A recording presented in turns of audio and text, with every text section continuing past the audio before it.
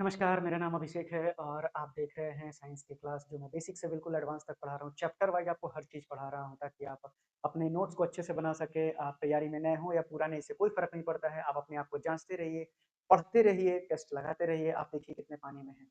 तो चलिए आज की शुरुआत करते हैं। साइंस में मैंने बहुत सारे थ्योरी के लेक्चर पहले ले लिए। आज हम क्वेश्चंस को भी देखेंगे और साथ ही साथ देखेंगे कि आप कितना उन क्वेश्चंस को कर पा रहे हैं। तो चलिए शुरुआत करते हैं अपने पहले क्वेश्चन से।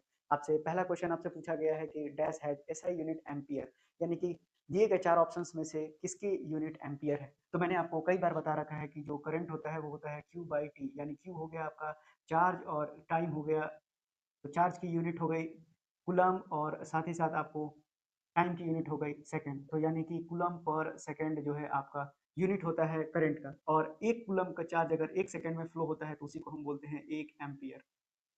यानी कि इस सवाल का सही उत्तर हो जाएगा एम्पीयर। वहीं अगर आपसे वोल्टेज के बारे में पूछा जाए तो वोल्टेज यानी कि पोटेंशियल डिफरेंस की बात कर की जा रही है, तो यानी पोटेंशियल डिफरेंस का मतलब होता है कि amount of charge bringing from one point two another point. इसी को हम लोग क्या बोलते हैं, वोल्ट बोलते हैं या फिर पोटेंशियल डिफरेंस बोलते हैं। यानी कि मैंने बताया आपको भी क्या होता है, तो ये होता है amount of charge bringing from one point two another point, यानी कि और उसको लाने में कितना वर्क डन किया गया वही बताता है। यानी कि अगर हम वर्क डन को चार्ज से भाग लगा दें, चार्ज से भाग लगा दे यानी कि क्यू से भाग लगा दे, तो ये मेरा क्या बन जाता है, पोटेंशियल डिफरेंस बन जाता है। वर्क डन की यूनिट हो गई जूल, चार्ज की यूनिट हो गई कूलम। तो जूल पर कूलम जो होता है ये वोल्ट का यूनिट होता है। वही अगर एक जूल के चार्ज को, सॉरी, एक कूलम ऑफ चार्ज को लाने में एक जूल की एनर्जी अगर या वर्क डन हो रहा है तो उसी को हम लोग बोलते हैं वोल्ट, यानी 1 वोल्ट बोलते हैं। तो वोल्टेज भी आपको समझ में आ गया होगा। साथ ही साथ यहाँ पर आपको दिया गया है चार्ज के बारे में। तो चार्ज कुछ नहीं होता है, चार्ज का मतलब होता है कि नंबर ऑफ इलेक्ट्रॉन्स कितने फ्लो हो रहे हैं, यानी कि क्यू एन ई के बराबर होता है। और चार्ज और इलेक्ट्रॉन आप कमेंट बॉक्स में बताइएगा, मैंने पहले भी बता रखा है आपको। साथ ही साथ आपसे रेजिस्टेंस पर मैंने कल ही आपको क्लास ले रखा है। तो रेजिस्टेंस दरअसल कुछ नहीं है, ये फ्लो ऑफ करंट को जो है रेजिस्ट करने का काम करता है। आपको बता दें कि जो रेजिस्टेंस है वो आपकी फ्लो ऑफ करंट को रेजिस्ट करने का काम करता है और इसकी यूनिट होती है ओम। आपको बता दें कि इसकी यूनिट होती है ओम। साथ ही साथ V बराबर आई आर अगर आप देखेंगे तो R होता है V बाई आई, यानी कि वोल्ट पर एम्पियर भी इसकी यूनिट होती है। तो इस बात को भी आप भूलेंगे नहीं, इस बात को भी याद रखेंगे। तो इस हिसाब से इस सवाल के बारे में अगर आपने काफी कुछ जान लिया है तो इस सवाल का सही उत्तर हो जाएगा ऑप्शन नंबर सी। इस सवाल का बिल्कुल सही उत्तर हो जाएगा। आइए बढ़ते हैं अपने अगले सवाल पे, जहाँ पर आपसे पूछा गया है कि एसआई यूनिट ऑफ रिटार्डेशन क्या होता है। तो चलिए सबसे पहले जान लेते हैं कि रिटार्डेशन का मतलब क्या होता है। आपको मैंने एसिलरेशन बहुत डिटेल में पढ़ा रखा है कि एसिलरेशन क्या होता है। तो एसिलरेशन कुछ नहीं होता, एसिलरेशन को ए से डिनोट करते हैं, जो कि rate of change of velocity है। यानी कि वेलोसिटी पर यूनिट टाइम ही क्या कहलाता है, एसिलरेशन कहलाता है। अभी ये कैसा क्वांटिटी है, तो ये एक वेक्टर क्वांटिटी है। तो रिटार्डेशन क्या होता है, एसिलरेशन का मतलब होता है कि rate of change of velocity, यानी कि वेलोसिटी समय के हिसाब से कितना बदल रहा है, ये एसिलरेशन को बताता है। वही एसिलरेशन एक वेक्टर क्वांटिटी है, इसका मतलब इसके पास इसका जो मैग्नीट्यूड और डायरेक्शन दोनों इसके पास होगा। तो डायरेक्शन आपका, अगर मान लीजिए कि एक कार चलती जा रही है जो कि स्पीड में चलती जा रही है, तो वो पॉजिटिव एसिलरेशन को शो कर रहा है। लेकिन वहीं अगर एक ट्रैफिक सिग्नल को वो कार देखता है तो उसके बाद वो ब्रेक अप्लाई करना चालू कर देता है, जिससे कि उसकी वेलोसिटी जो है समय के हिसाब से घटने लगती है। यही जो नेगेटिव एसिलरेशन की दर है, इसे ही हम क्या बोलते हैं, नेगेटिव एसिलरेशन को ही हम बोलते हैं रिटार्डेशन। यानी कि रिटार्डेशन के लिए कोई अलग फॉर्मूला या सिंबल नहीं होगा, यही होगा। तो यानी कि अब ये मीटर पर सेकंड होता है, टाइम भी सेकंड होता है, तो रिटार्डेशन की भी यूनिट मीटर पर सेकंड स्क्वायर और एसिलरेशन की भी यूनिट हो जाएगी मीटर पर सेकंड स्क्वायर। अब इसके डायमेंशन की बात करें तो एल और टी का पावर हो जाएगा ये -2। तो इतनी सारी बातें आपको रिटार्डेशन से संबंधित पता होनी चाहिए। तो आपको बता दें कि यहाँ पर आपसे पूछा गया है कि एसआई यूनिट रिटार्डेशन का क्या होता है। तो इस हिसाब से आपका सही उत्तर आप अपने ऑप्शंस में चूज कर सकते हैं। तो ऑप्शन नंबर मीटर पर सेकंड स्क्वायर, यानी ऑप्शन नंबर डी सवाल का सही उत्तर हो जाएगा। आइए बढ़ते हैं अपने अगले सवाल पे, जहाँ पर कि आपसे पास्कल से संबंधित सवाल पूछा गया है। तो आपको मैंने कई बार बता रखा है कि जो प्रेशर होता है वो internal resistive force per unit area होता है। फोर्स की यूनिट न्यूटन और इसकी यूनिट मीटर स्क्वायर, यानी कि न्यूटन पर मीटर स्क्वायर, यानी कि एक न्यूटन का बल अगर एक मीटर स्क्वायर के दायरे में लग रहा है तो उसी को हम लोग बोलते हैं एक पास्कल। तो यानी कि जो हमारा पास्कल है वो किसकी यूनिट है, प्रेशर की यूनिट है। तो आपसे पूछा गया है कि एक पास्कल में कितना होता है, तो एक न्यूटन पर मीटर स्क्वायर, यानी ऑप्शन नंबर ए इस सवाल का सही उत्तर हो जाएगा। चलिए बढ़ते हैं अपने अगले सवाल पे। अगला सवाल देखिए, आपसे मैच द फॉलोइंग पूछा गया है। आपसे बोलता है कि वाट किलोवाट, किलोवाट आवर और हॉर्स पावर से सवाल पूछा गया है। तो आपको बता दें वाट का मतलब क्या होता है, मैं कई बार बता चुका हूँ आपको। अगर आप पीछे की क्लास नहीं देख रहे हैं तो उसको देखते आइए। वाट क्या है, किसकी यूनिट है, पावर की यूनिट होती है। और पावर दरअसल है क्या, एनर्जी बाई टाइम है या फिर वर्क डन अपॉन टाइम है आपके पास। तो यानी कि वर्क डन की यूनिट जूल और ये जूल पर सेकंड, और यही तो क्या होता है, एक जूल का कार्य अगर 1 सेकंड में पूरा किया जाए तो उसी को बोलते हैं 1 वाट। साथ ही साथ तो यानी कि पावर की यूनिट क्या हो गई, जूल पर सेकंड, या फिर आपसे अब जूल क्या है, वर्क डन है। तो वर्क डन होता क्या है, तो ये है फोर्स इनटू डिस्प्लेसमेंट। अब फोर्स क्या है, न्यूटन, और डिस्प्लेसमेंट क्या है, मीटर। तो यानी कि अगर जूल को लिखूं तो न्यूटन मीटर पर सेकंड है। तो यानी कि अब आपको वाट का अंदाजा लग गया होगा कि जो 1 है उसके साथ ए मैच करेगा। साथ ही साथ अब 1 किलोवाट बोला गया है, आपसे 1 किलोवाट बोला गया है। तो 1 किलोवाट का मतलब कितना होता है, 1 kW। तो किलो का मतलब 10 का पावर 3 होता है। तो यानी कि 1 किलोवाट में 10 का पावर 3 वाट होता है। ऑप्शन, अब आप इस मैच करते जाइए। उसी तरह से 1 किलोवाट आवर के बारे में पूछा गया है। 1 किलोवाट आवर, ये विजिबल है या नहीं मैं देख लूँ एक बार। हाँ, विजिबल है अभी भी। 1 किलोवाट आवर आपसे पूछा गया है, तो मैंने बताया कि 1 किलोवाट आवर कैसे निकालेंगे। तो 1 किलोवाट को 1000 वाट में बदल दीजिए। अब इस वाट को और आवर को 3600 सेकंड में बदलिए। तो यानी कि 60 इंटू 7 3600 सेकंड हो जाएगा। अब आपको वाट बता दें कि 1000 वाट है।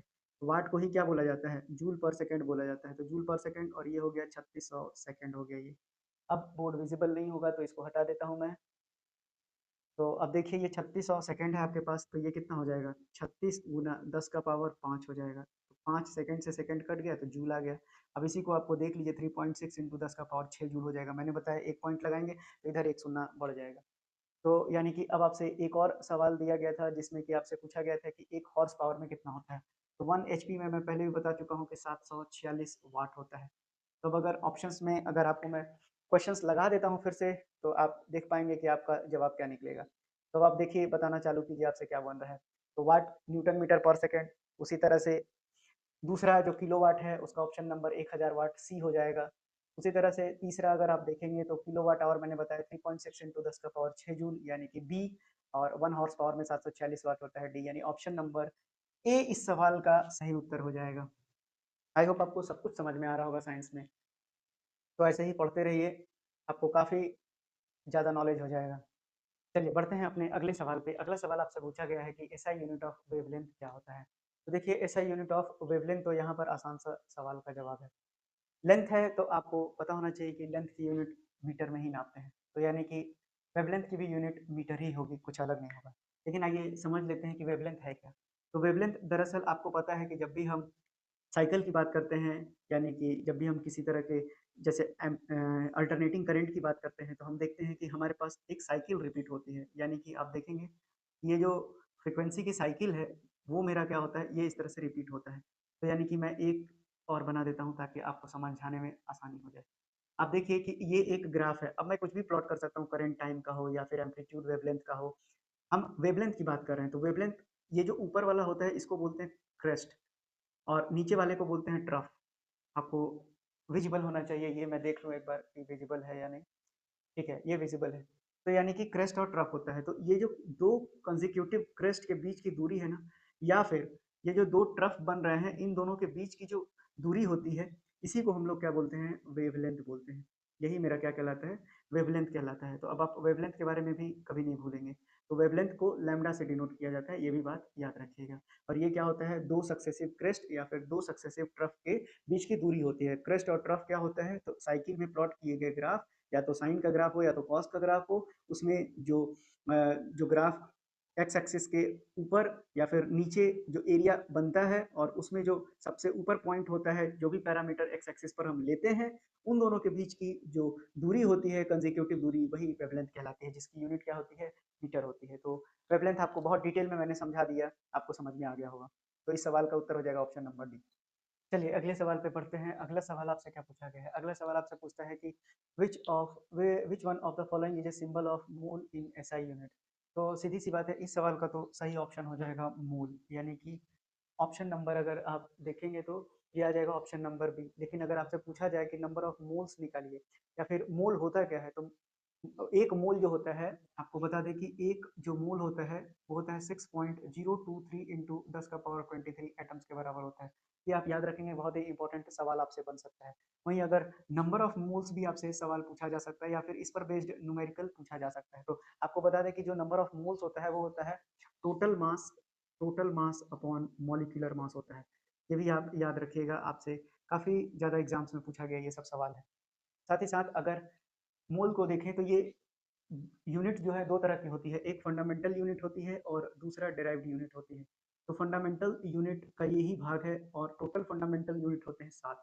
सातों का नाम आपको पता होना चाहिए, जिसमें से कि मास है, दूसरा लेंथ है, तीसरा टाइम है, चौथा आपका करंट है, पांचवा आपका लुमिनस इंटेंसिटी है, छठा आपका अमाउंट ऑफ सबस्टांस है, जो कि आप मूल के बारे में देख रहे हैं, अमाउंट ऑफ सबस्टांस।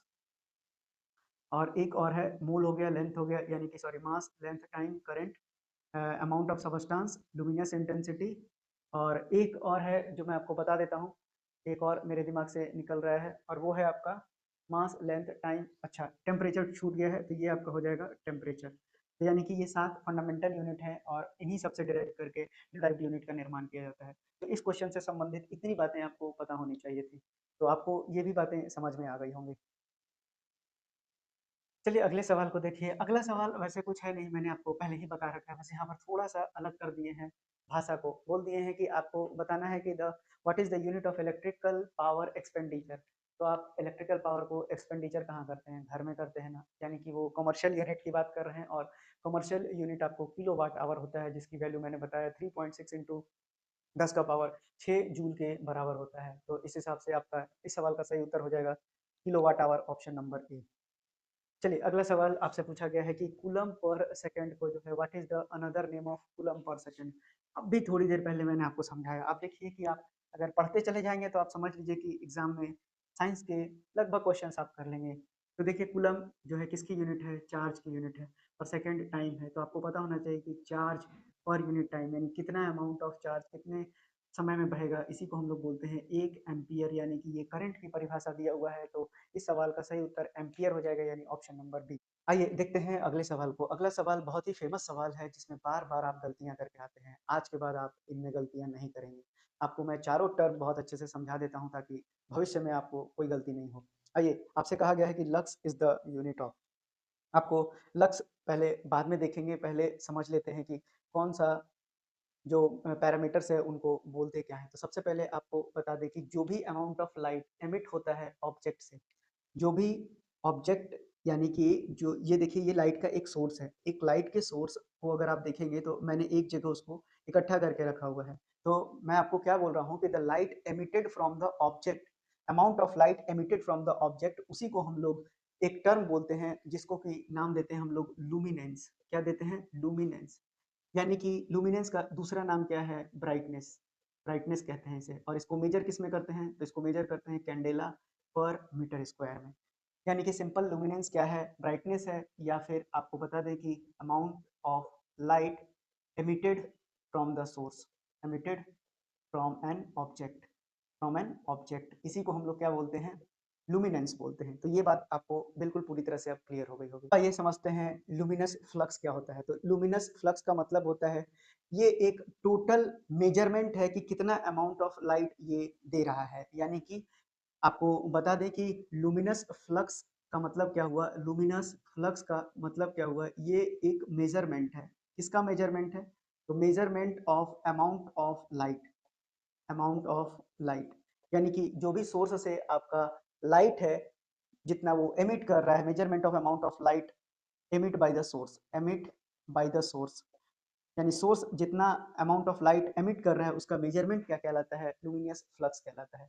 अब लुमिनियस फ्लक्स को मेजर किस में करते हैं? तो लुमिनियस फ्लक्स को मेजर करते हैं ल्यूमेन में। तो आप याद रखेंगे कि ल्यूमेन में इसको मेजर किया जाता है। तो यानी कि इसकी यूनिट क्या बन गई? ल्यूमेन बन गई। अब आइए समझते हैं कि लुमिनियस इंटेंसिटी क्या होता है। तो ये एक मेजर है लाइट का जो साइन करता है सोर्स से, लेकिन एक पर्टिकुलर डायरेक्शन में। क्या बताया मैंने आपको कि एक पर्टिकुलर डायरेक्शन में, एक पर्टिकुलर डायरेक्शन में, यानी कि लुमिनियस इंटेंसिटी का परिभाषा मैं आपको फिर से बता देता हूँ कि एक पर्टिकुलर डायरेक्शन में अगर आप देखेंगे, जिधर की लाइट साइन कर रहा है उसको मेजर करता है। कहाँ से? जो भी सोर्स से निकलता है एक गिवन डायरेक्शन में। तो मैं अगर इसका डेफिनेशन लिख दूं तो लुमिनियस इंटेंसिटी क्या है? तो is a measure of amount of light the source from the source in a given direction, in a given direction. तो यानी कि उसको क्या बोलते हैं हम लोग? लुमिनियस इंटेंसिटी बोलते हैं। अब लुमिनियस इंटेंसिटी को आपको एक पर्टिकुलर डायरेक्शन में ही होना चाहिए, तो लुमिनियस इंटेंसिटी को हम लोग मेजर किस में करते हैं? तो कैंडेला में मेजर करते हैं। इसका जो मेजरमेंट है वो हम लोग कैंडेला में करते हैं, याद रखिएगा। तो ये हो गई तीसरी बात है। समझते हैं लक्स के बारे में कि जो लक्स आपसे क्वेश्चन पूछा गया है उसको क्या बोलते हैं। तो लक्स का मतलब सिंपल भाषा में बताऊं तो जो भी अमाउंट ऑफ लाइट जो है इस एरिया में चमक रहा है किसी सरफेस पे, इसी को हम लोग क्या बोलते हैं? लक्स बोलते हैं। यानी कि या फिर लक्स का दूसरा नाम ही क्या है? या फिर इसी को इल्यूमिनेंस बोलते हैं, इल्यूमिनेंस बोलते हैं। फिर से एक बार मैं आपको दोहरा दूं कि लक्स या फिर इल्यूमिनेंस क्या है? जो भी लाइट, अमाउंट ऑफ लाइट जो है वो साइन करता है सरफेस पे, यानी कि amount of light sign in a surface, इसी को हम लोग क्या बोलते हैं? इसी को बोलते हैं हम लक्स या फिर इल्यूमिनेंस। अगर आसान भाषा में बोलना चाहें आपको तो ये इंटीरियर लाइटनिंग डिजाइन है जहाँ पर कि ह्यूमन रहते हैं और काम करते हैं। अगर इसको मेजर करें तो ये आपका होता है, इसका मेजरमेंट करें तो ये होता है लूमेन पर मीटर स्क्वायर में। आपको बता दें कि इसका मेजरमेंट होता है लूमेन पर मीटर स्क्वायर में। तो अब आपको मैं एक बार रिवाइज करा दूं कि आप देखिए कि ल्यूमिनेंस का मतलब ब्राइटनेस होता है, और ल्यूमिनेंस है क्या? तो अमाउंट ऑफ लाइट जो भी एमिट कर रहा है ऑब्जेक्ट से, यानी कि ये लाइट है और यहाँ पर कोई एक ऑब्जेक्ट है, तो उससे जो एमिट करने वाला लाइट है उसी को हम लोग लुमिनेंस बोलते हैं, या फिर ब्राइटनेस, जो कि कैंडेला पर मीटर स्क्वायर में मेजर किया जाता है। वहीं अगर ल्यूमेन की बात करें, लुमिनियस फ्लक्स की बात करें, तो लुमिनियस फ्लक्स मेजरमेंट होता है किसका? अमाउंट ऑफ लाइट जो भी एमिट करता है सोर्स से। सोर्स से जो एमिट करने वाला लाइट है उसका अमाउंट ऑफ लाइट जो मेजर करता है उसको बोलते हैं लुमिनस फ्लक्स, उसकी यूनिट लुमेन होती है। वहीं पर जो आपका लुमिनियस इंटेंसिटी होता है वो एक मेजरमेंट होता है अमाउंट ऑफ लाइट का जो सोर्स से निकल रहा होता है, लेकिन एक पर्टिकुलर डायरेक्शन की बात होती है, वहाँ उसको मेजर किया जाता है कैंडेला में। और जो लक्स या फिर इल्यूमिनेंस होता है, आप देखिए कि लाइट कहीं पे भी जलेगा तो एक सरफेस में जलेगा, और उसी सरफेस में जो अमाउंट ऑफ लाइट होता है उसी को हम लोग लक्स बोलते हैं या इल्यूमिनेंस बोलते हैं, जो कि ल्यूमेन पर मीटर स्क्वायर होता है। तो अब आप इस सवाल का उत्तर दीजिए जो आपसे पूछा गया है एग्जाम्स में। इस सवाल का जवाब हो जाएगा यानी कि इंटेंसिटी ऑफ इल्यूमिनेशन। आशा करता हूँ कि दिया गया ये जानकारी आपको पूरी तरह से समझ में आ गया होगा। बढ़ते हैं अपने अगले सवाल पे। अगला सवाल आपसे क्या पूछा गया है? आपसे बोलता है कि जो लाइट ईयर है वो यूनिट है किसका मेजर करने का? तो कई बार बता चुका हूँ, ये डिस्टेंस को मेजर करता है। लाइट ईयर का मतलब ही होता है कि लाइट के द्वारा जो ट्रेवल किया गया है, एक साल में ट्रेवल किया गया लाइट के द्वारा, वो लाइट ईयर कहलाता है। आपको बता दें कि वैक्यूम में ये लाइट ट्रैवल करता है, और जितना ट्रैवल करता है वो होता है 9.46 इंटू 10 का पावर 12 किलोमीटर। अगर आप पीछे की क्लासेस नहीं देखे हैं तो उनको देखते हुए आइए, ये सारी बातें आपको क्लियर हो जाएंगी। अगला सवाल जो आपसे पूछा गया है कि वन एटमॉस्फेरिक में कितना पास्कल होता है? तो 1.01325 into 10 raise to the power 5 pascal होता है। अब आप ऑप्शन को निकालिए और चेक कीजिए, इन सारे कन्वर्जन्स को मैंने पहले से बता रखा है। अगले सवाल को देखिए जहां आपसे पूछा है कि एक हॉर्स पावर में कितना वाट होता है? तो ये होता है 746 वाट। सेम सवाल जो रिपीटेड है, आप अब आपसे उल्टा करके देखिए, पूछ दिया है कि 746 वाट को क्या बोलते हैं? तो आपको बता दें कि 1 हॉर्स पावर बोलते हैं। अगले सवाल पे बढ़ते हैं जहाँ पर कि आपसे पूछा जा रहा है कि बताइए, फोकल लेंथ और डायोप्टर से संबंधित आपसे सवाल पूछा गया है कि एक डायोप्टर जो है, आपसे पूछा गया है कि एक डायोप्टर कितना के बराबर होता है? ऑप्शंस में 4 ऑप्शन दिया गया है, तो पहले डायोप्टर को समझ लीजिए। पीछे की क्लासेस देखिए, आप बिल्कुल आसानी से कर लेंगे। तो डायोप्टर कब बनता है? आपको बता दें कि जो भी आपके पास लेंस यूज़ होता है, चाहे वो कनकेव हो या फिर कनकेव हो, कन्वेक्स हो या फिर कनकेव हो, तो उसका फोकल लेंथ जो मेजर करते हैं हम, फोकल लेंथ को जब हम उसके मेजर करते हैं तो पावर को, उस पावर को, लेंस के पावर को मेजरमेंट करने के लिए हम फोकल लेंथ का इस्तेमाल करते हैं, और वो होता है इनवर्स ऑफ फोकल लेंथ, और ये भी मीटर में होता है। तो यानी कि अगर पावर की यूनिट हम निकालेंगे तो मीटर इनवर्स हो जाएगा, और यही मीटर इनवर्स जो है डायोप्टर कहलाता है। तो अब आपको ऑप्शन देख के बताना है कि इस सवाल का क्या जवाब होगा। इस सवाल का जवाब हो जाएगा आपका ऑप्शन नंबर बी, यानी कि 1 मीटर स्क्वायर। पूछा गया है आपसे कि 1 मीटर में कितना माइक्रोन होता है? तो याद रखिएगा कि 1 मीटर में 10 का पावर 6 माइक्रोन होता है। ये याद करने वाली बात है, आपको याद रखना है। अगला सवाल आपसे पूछा गया है कि साउंड पॉल्यूशन को किसमें मेजर करते हैं? तो साउंड पर मैंने पूरा एक चीज़ मैंने आपको बता रखा है, तो इसको डेसिबल में मेजर करते हैं, यानी कि ऑप्शन नंबर ए। फिर से सवाल को घुमा-फिरा के वहीं रख दिया गया है कि लाउडनेस ऑफ साउंड किसे बोलते हैं? तो डेसिबल को बोलते हैं। अगला सवाल भी आपसे काफ़ी आसान पूछा गया है कि 1 किलोवाट आवर में कितना होता है? तो 3.6 गुना 10 का पावर 6 जूल के बराबर होता है। आप ऑप्शन चेक करिए। चलिए, अब आपसे पूछा गया है कि 5.5 किलोवाट आवर यानी कि 5.5 किलोवाट आवर दिया हुआ है, आपको इसमें जूल में बदलना है। तो आप क्या करेंगे? आपको पता है कि 1 किलोवाट आवर में 3 into 10 raise to the power 6 joule है।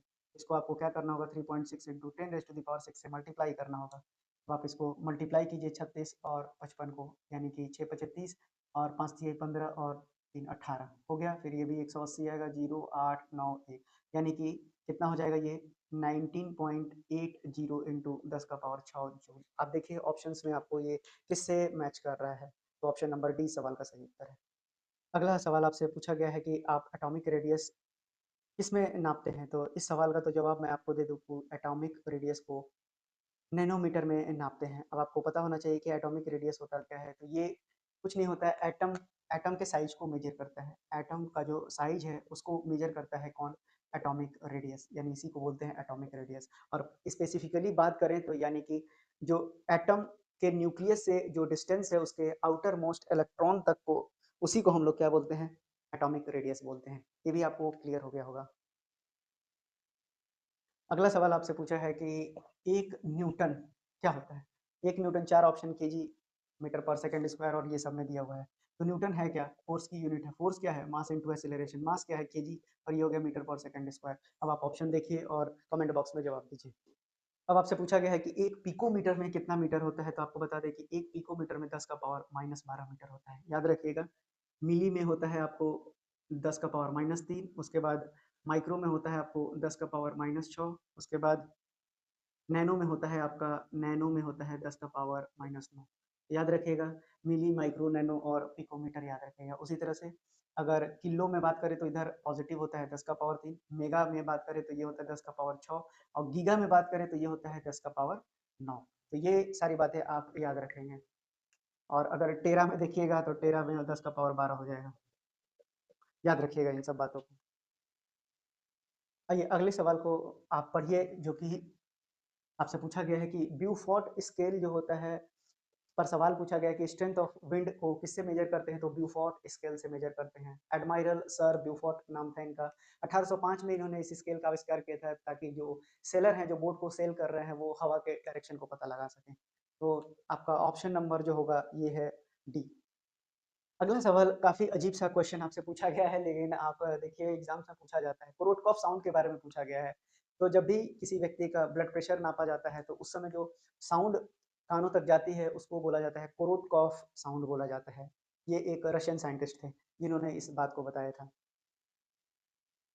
आइए अगला सवाल आपसे देखिए पूछा क्या गया है। आपसे पूछा गया है कि एक पर्टिकुलर हाउसहोल्ड है जो कंज़्यूम करता है 100 यूनिट ऑफ एनर्जी ड्यूरिंग 5 दिन में। आपको अब 5 दिन का कोई महत्व नहीं रहेगा, क्योंकि उसने 100 यूनिट लिख दिया। मैंने क्या बताया था कि 1000 वाट अगर 1 घंटे में आप खर्च करते हैं, वो बनता है आपका 1 यूनिट बिजली। तो 1 यूनिट बिजली में आपसे पूछा गया है कि 100 यूनिट की खपत की है आपने, अब इसको जूल में बताइए। तो 1 यूनिट या 1 किलोवाट आवर में 3.6 into 10 raise to the power 6 joule होता है। अब आप इसको कन्वर्ट कर लीजिए, तो यानी कि 3.6 into 10 raise to the power 8 joule हो जाएगा। कमेंट बॉक्स में बताइए कौन-सा ऑप्शन है ये? तो ये था आपका आज के लिए आखिरी क्वेश्चन, जो आपने देखा कि साइंस के कितने तरह के सवाल मैंने आपको करा दिए। आप देखते जाइए, पढ़ते जाइए, आप देखिए कि आपका एग्ज़ाम कैसे नहीं निकलता है। बस आपको पढ़ना है, आने वाले भविष्य में काफ़ी एग्ज़ाम्स आपके सर पे हैं। कहीं न कहीं आपकी नौकरी ज़रूर लग जाएगी, आपको इसी तरह के क्वेश्चन्स पढ़ने पड़ेंगे। मैं आपको पूरी तरह से डेप्थ में बताता हूँ, बिल्कुल ज़ीरो से लेके एडवांस तक एकदम आपको बताते चलता हूँ। हर तरह की थ्योरी लिखा रहा हूँ, हर तरह के प्रैक्टिकल बता रहा हूँ, क्वेश्चन करा रहा हूँ। तो आप पढ़ते जाइए और सरकारी नौकरी लेते जाइए। तो आज के लिए धन्यवाद, मिलते हैं कल।